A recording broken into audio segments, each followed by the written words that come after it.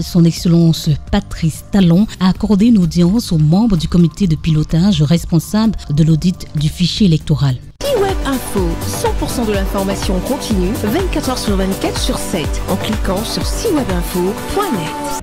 Le lundi 24 février 2025, le président de la République du Bénin, son Excellence Patrice Talon, a reçu au palais de la Marina les membres du comité de pilotage chargé de l'audit du fichier électoral. Cette audience constitue une phase essentielle dans la réalisation de cet audit sollicité depuis de nombreux mois par l'opposition et particulièrement par le parti Les Démocrates.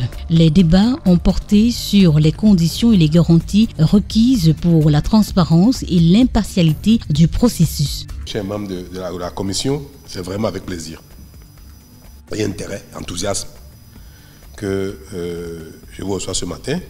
À ma demande, je souhaitais vous rencontrer pour vous dire que j'adhère vraiment à l'audit, que j'adhère à son objectif et que personne ne m'a forcé la main. Vous me connaissez, si je ne trouve pas d'intérêt à cela, je ne voudrais pas adhérer à ça. Et ça ne se fera pas. Non. Donc j'adhère sincèrement. Et ce n'est pas non plus pour des raisons politiques ni électoralistes que on va utiliser les ressources du pays pour des fantaisies. Donc c'est sérieux. C'est sérieux pour deux raisons. Est-ce que notre outil qui permet de consulter nos concitoyens à l'occasion des échéances politiques, est-ce que l'outil est fiable? Rien n'est parfait dans ce monde. Que ce soit dans un pays sous-développé ou dans un pays développé, rien n'est parfait. Mais est-ce que l'outil a été mis en place de bonne foi? Est-ce qu'il n'y a pas de biais qui ont été introduits de mauvaise foi?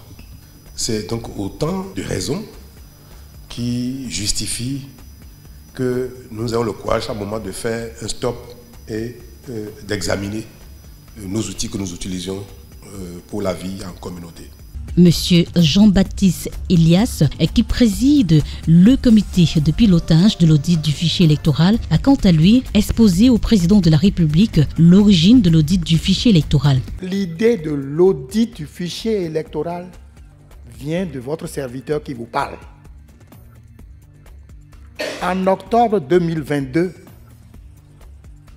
l'ancien responsable de l'ANIP a invité les organisations de la société civile pour leur présenter la nouvelle mouture de ce qui va se passer puisque la LEPI est finie.